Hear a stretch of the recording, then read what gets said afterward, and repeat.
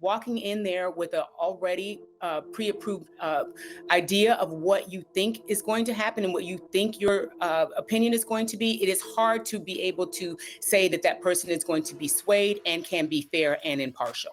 The courtroom was silent, tense, as if everyone had collectively stopped breathing. All eyes were on the screen where grainy footage flickered to life, the so-called freak-off tapes. These were not just any tapes. These were the sealed, secret videos that federal prosecutors claimed to have obtained during the infamous FBI raid on Sean Diddy Combs' sprawling Los Angeles mansion. And the most shocking twist? These tapes, allegedly leaked by none other than Diddy's own son, Christian Combs, were about to pull back the curtain on a world so sinister, so depraved, that even Hollywood's most seasoned scandal watchers couldn't have predicted it.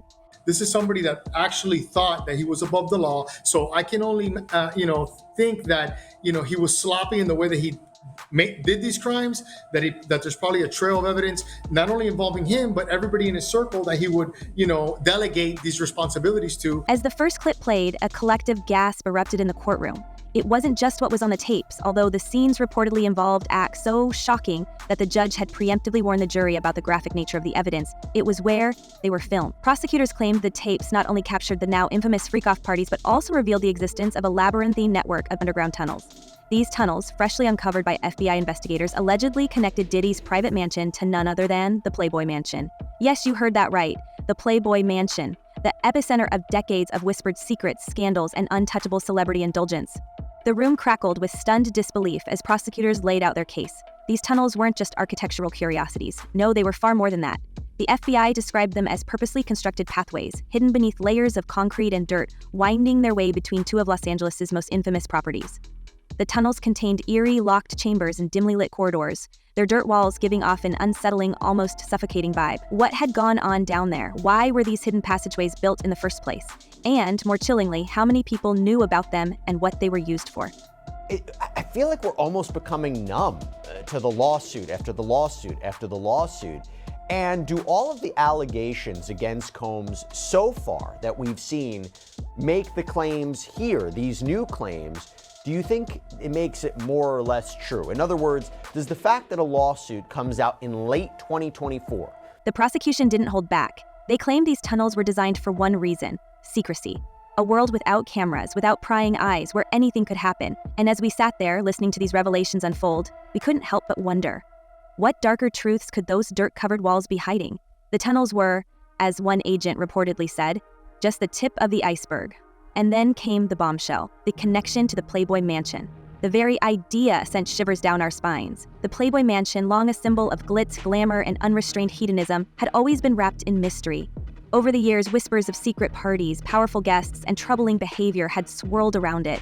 But this, the possibility that Diddy's wild freak-offs were somehow linked to that infamous estate, that these tunnels were a pipeline for a hidden world of decadence and depravity, it was almost too much to process. Prosecutors hinted at a larger network, a shadowy ecosystem of power, wealth, and exploitation that may have involved some of the biggest names in entertainment. The implications were staggering. Had these tunnels been used to transport people, substances, evidence of some kind? Or were they simply a means for Diddy and his inner circle to escape prying eyes while moving effortlessly between two of the most exclusive properties in LA? The possibilities were endless, and each one was more chilling than the last.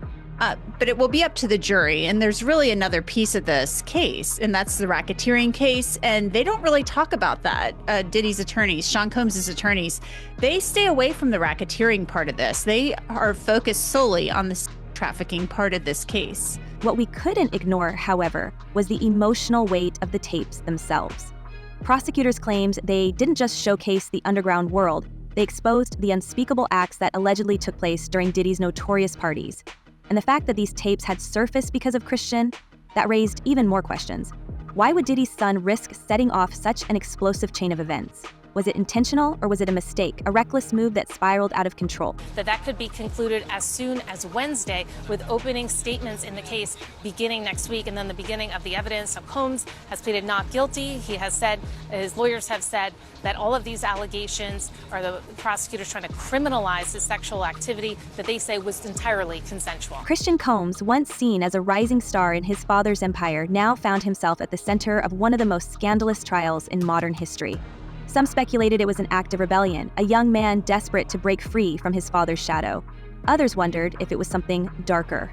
Could Christian have been trying to expose a legacy of pain, a world he no longer wanted to be a part of? Or was he simply a pawn in a much larger game, caught in the crossfire of powerful forces far beyond his control? As the tapes continued to play, the courtroom was frozen in stunned silence. Legal teams furiously scribbled notes, journalists whispered into their phones, and spectators clutched the edges of their seats. The stakes couldn't have been higher. These tapes weren't just evidence, they were a window into a hidden world of power, secrecy, and abuse. And for Diddy, they could mean the difference between freedom and a lifetime behind bars. But what made this all the more unsettling was the betrayal at its core. Christian, the son Diddy had groomed to inherit his empire, had reportedly been the one to let the tapes slip into the hands of federal prosecutors. Was this a calculated move? A desperate cry for help? Or could it have been part of some larger conspiracy? One designed to bring down one of the most powerful figures in music. The courtroom murmurs grew louder as the prosecution shifted back to the tunnels. They described the painstaking work the FBI had undertaken to uncover them, detailing how agents had stumbled upon the hidden network during a raid earlier this year. One agent described the tunnels as claustrophobic and haunting, with thick steel doors that required specialized equipment to open. Behind those doors, locked rooms filled with items the FBI has yet to fully disclose. But rumors were already swirling. Some said they'd found safes full of incriminating evidence. Others claimed there were hidden cameras, recording devices, and files that could implicate more than just Diddy. Absolutely not surprising, because they want to get to a fair and impartial jury, and someone who has already formed an opinion, for example, is not going to be someone that the defense is going to want to move forward with, because you are supposed to listen to what the judge says in the four corners of the room. What we do know is that these tunnels weren't just a logistical convenience. They were a symbol of something far more sinister, a world of unimaginable excess and unchecked power. And the idea that they connected Diddy's mansion to the Playboy mansion, that opened up a whole new realm of speculation. How many celebrities had walked those tunnels? What had they been a part of? And how long had this secret network been in operation? As we sat there, absorbing the enormity of it all, we couldn't help but feel a sense of unease. This wasn't just a trial, it was the unraveling of a carefully constructed facade, a peek behind the curtain at a world most of us could only imagine. And at the center of it all was Sean Diddy Combs, a man who for decades had been untouchable. Now his empire was crumbling, his secrets laid bare, and his own son may have been the one to light the match. But why? Why would Christian do this? Was it revenge? Redemption? Or was there something else, something we hadn't yet uncovered? As the courtroom buzzed with speculation, we were left with more questions than answers. And as the tapes rolled on, we could feel it, the weight of a story that was far from over.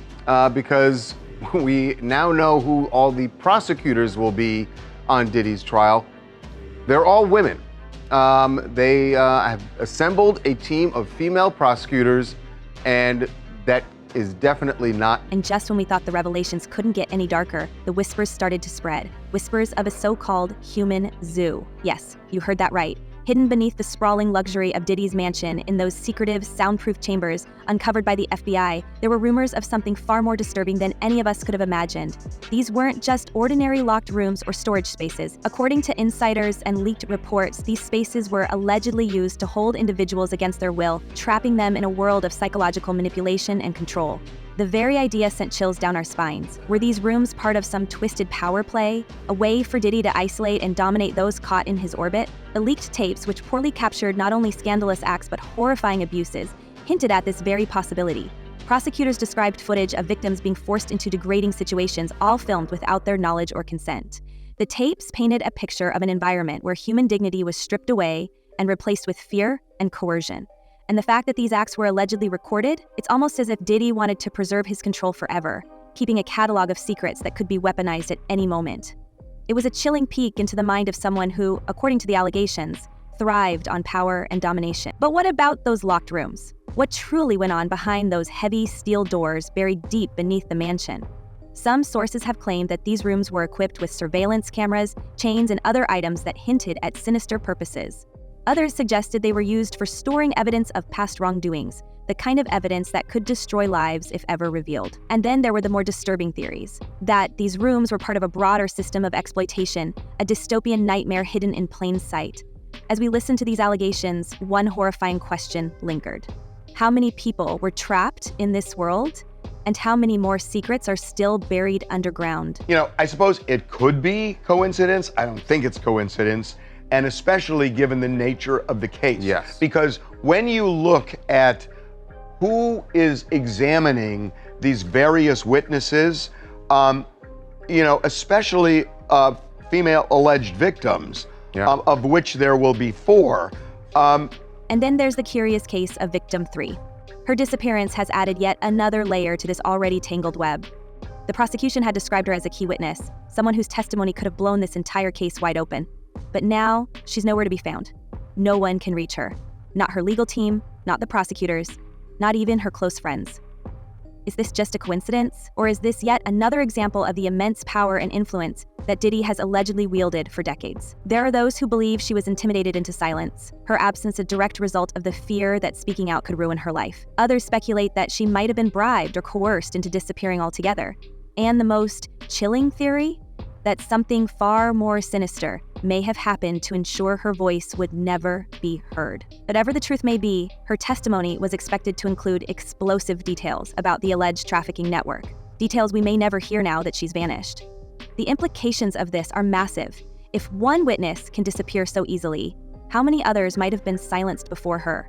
How many stories have already been buried, never to see the light of day? Attorney, what you want you want the best attorneys you can have in there, and it really, I know you want to, like we said, appearances matter, but you want to win this case, and you need, like you said, it's harder for them. It's hard to ignore the broader theme here, how power and wealth can shape the narrative, suppress the truth, and protect the guilty. We've seen it before in Hollywood and beyond, and this case feels like yet another chapter in that same disturbing story. Diddy, with his vast fortune and global influence, has spent years building an empire that, according to prosecutors, was designed to shield him from accountability. From NDA agreements to alleged payoffs, the tools of control were all there. And now, with so much evidence surfacing, we can't help but wonder how much of it has already been destroyed, hidden, or silenced forever. What makes this all the more unsettling is the sheer scale of what's been uncovered so far. The tapes, the tunnels, the locked rooms, the missing witness.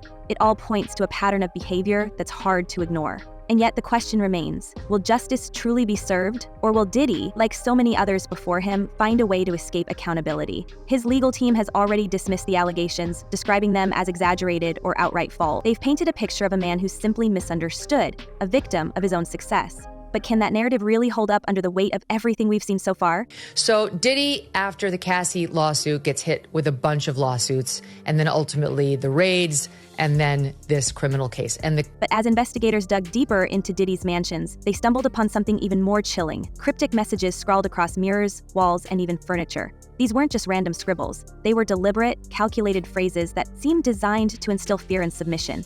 Phrases like obey or suffer and nothing is free were found etched into reflective surfaces in some of the mansion's most private areas. What kind of person leaves behind messages like these? And who were they meant for? Were these warnings for his alleged victims, reminders for his employees, or even mantras Diddy repeated to himself to maintain control over his empire? The psychological weight of these messages cannot be overstated. Experts have suggested that such phrases are often used as tools of manipulation, a way to break down boundaries and assert dominance over others. The very presence of these words paints a picture of a man who thrived on power dynamics, someone who didn't just control people physically, but sought to control their minds as well.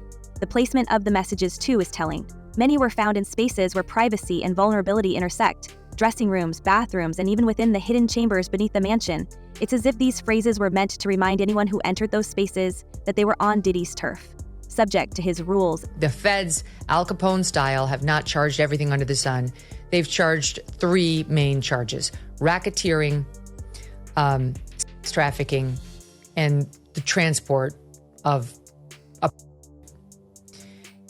And I'll tell you, I don't know about the racketeering charge. It's pretty sweeping, and I'll tell you what the general elements are. And then there's the question of why these messages were left intact, even after the FBI raids. Was it arrogance, carelessness, or something far more sinister? Some speculate that Diddy may have wanted them to be found, a final display of his power even as his world crumbled around him. Others believe they were a form of psychological warfare, a haunting reminder of the control he once wielded over everyone in his orbit. The messages aren't just words on a wall. They're a window into a mindset that prioritized fear and submission above all else. It's a chilling glimpse into the alleged inner workings of a man who, according to prosecutors, built his empire on manipulation and exploitation. What's even more unsettling is how these messages tie into the broader narrative of abuse and control. If someone is willing to leave behind such ominous phrases, what else might they be capable of? The cryptic words, combined with the tapes, tunnels, and missing witnesses, create an unnerving picture of a world where nothing and no one was safe. How many people saw those messages and felt their power? How many lives were shaped by the fear they instilled? These are the questions that linger long after the investigation ends, leaving us to wonder about the true depths of Diddy's influence and the people who were caught in his web. That he has